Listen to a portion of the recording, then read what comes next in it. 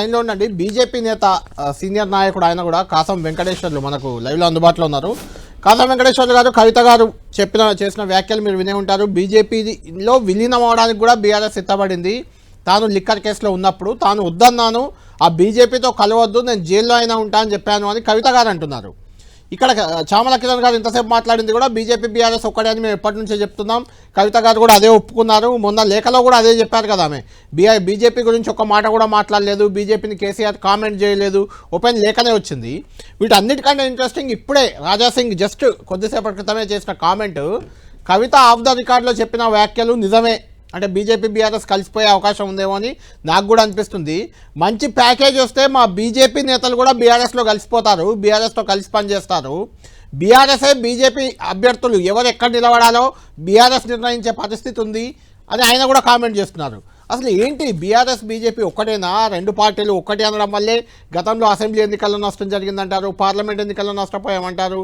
ఇప్పుడు కవిత చెప్తున్నారు, రాజాసింగ్ చెప్తున్నారు, చామల కిరణ్ అంటున్నారు. ఏంటి అసలు? కళ్యాణ్ గారు, ప్యానల్లో ఉన్నటువంటి అందరికి కూడా నమస్తే.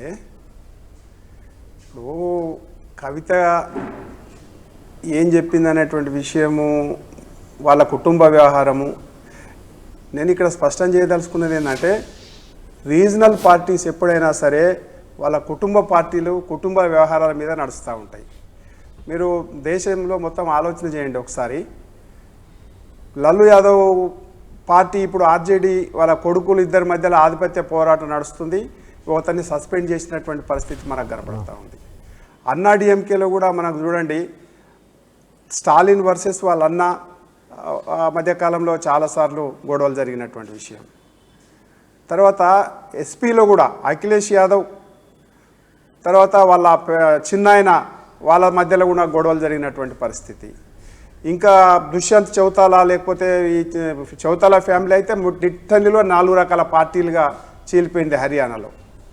అంటే ఎక్కడైనా సరే రీజనల్ పార్టీసు కుటుంబ వ్యవహారాలతోటి మిక్స్ అయిపోయి ఉంటున్నాయి. కాబట్టి ఈ నేషనల్ పార్టీస్కు ఆపాదించడం ఏదైతే కరెక్ట్ కాదు. అయితే కాసం వెంకటేశ్వర్ గారు, ఇక్కడ ఇంట్రెస్టింగ్ ఫ్యాక్టర్ ఏంటంటే, మీరేమో ప్రాంతీయ పార్టీలు చీలిపోతాయి నిట్టనిలోనా అని ఎగ్జాంపుల్స్ చాలా చెప్తున్నారు. కానీ ప్రాంతీయ పార్టీల్లో చీలికలు తెచ్చేదే జాతీయ పార్టీలు అనే విమర్శ ఉంది. అది బీజేపీ కావచ్చు, కాంగ్రెస్ కావచ్చు. ఇక్కడ టీఆర్ఎస్ విషయం ఆలోచన చేస్తే ఏ రోజు కూడా భారతీయ జనతా పార్టీ టీఆర్ఎస్ని చీల్చాలనేటువంటి ప్రయత్నం చేయలేదు. ఎక్కడ కూడా అటువంటి ఏమైనా మీకు ఏమైనా అనుమానాలు ఉన్నాయో, ఎక్కడ ఏమైనా ఎగ్జాంపుల్స్ ఉంటే చెప్పండి, మేము దాన్ని స్వీకరించడానికి సిద్ధమవుతాం.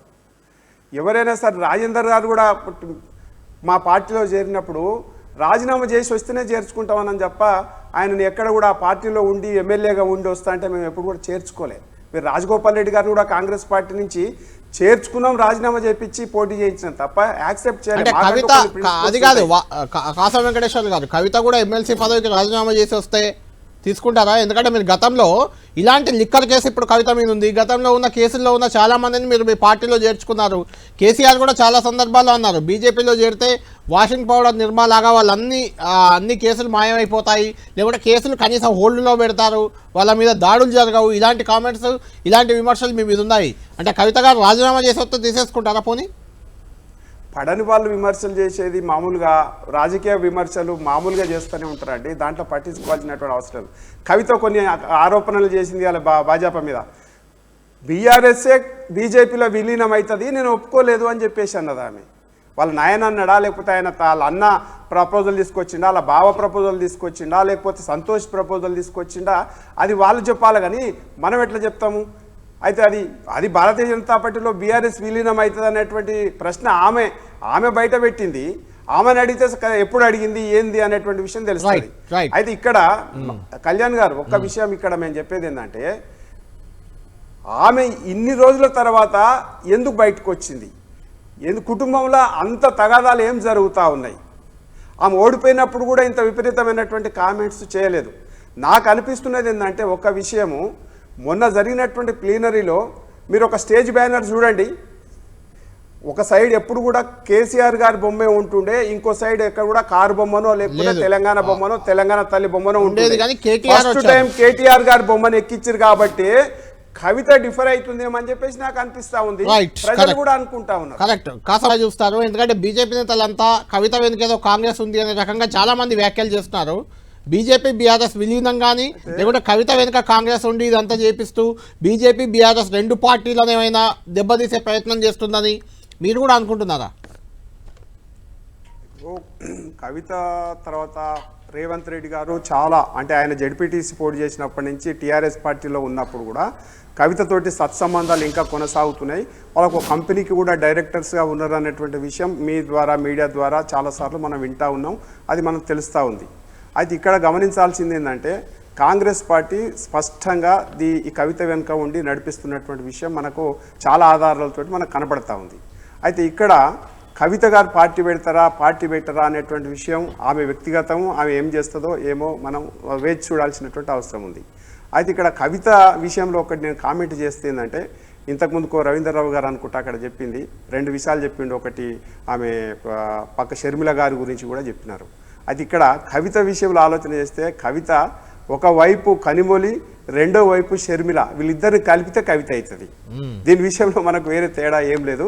కాబట్టి కనిమొలి ఏ రకంగా పోతా ఉంది, తర్వాత షర్మిల ఏ రకంగా పోతుంది మన కళ్ళ ముందల మనకు స్పష్టంగా కనపడతా ఉంది. అంటే కాసం గారు ఫైనల్ గా అంటే మీరు అధికారంలోకి రాబోయేది మేమే, ఈసారి ఖచ్చితంగా తెలంగాణలో అధికారం మాదే అని మీరు చెప్తున్నారు. కాబట్టి నిజంగానే ఇప్పుడు 3 పార్టీల్లో మీ అధికారం అనుకుంటున్నారు, 4వ పార్టీ కవిత పార్టీ వస్తే అది ఎవరికి లాభం అవుద్ది, ఎవరికి నష్టం అవుద్ది, మీ అంచనా ఏంటి? ఆబ్వియస్లీ కవిత పార్టీలో కాంగ్రెస్ పార్టీ నాయకులు కవిత పార్టీలో వచ్చేటువంటి అవకాశం ఉండదు. తర్వాత బీజేపీ నాయకులు కానీ బీజేపీ కార్యకర్తలు కానీ కవిత పెట్టేటువంటి పార్టీలో పోయేటువంటి అవకాశం ఉండదు. ఎందుకు పోతారని చెప్పండి? ఆమె ఒక విధానం ఏం స్పష్టం చేసిందా, ఆమెకు ఒక నినాదం ఉందా, లేకపోతే ఒక ఆలోచన ఉందా? కేవలం ఏంటంటే అధికారం కోసం లేదు. అదే చెప్పబోతున్నా. సామాజిక న్యాయం ఆమె ఎట్లా చెప్తుందండి? ఆమె ఏంటంటే 10 సంవత్సరాల అధికారంలో ఉన్నప్పుడు వాళ్ళ నాయన సామాజిక న్యాయం చేయలేదని చెప్పడానికి కోసం ప్రయత్నం చేస్తుందా? లేకపోతే 10 సంవత్సరాల అధికారంలో ఉన్నప్పుడు కేసీఆర్ గారు జ్యోతిరావు పూలే విగ్రహం పెట్టలేదని చెప్పడానికి కోసం ప్రయత్నం చేస్తూ ఉందా? లేకపోతే జాగృతి సంస్థను నడపొద్దని చెప్పిండు కాబట్టి నేను వెనకబడిపోయినని చెప్పుకోవాలనుకుంటుందా?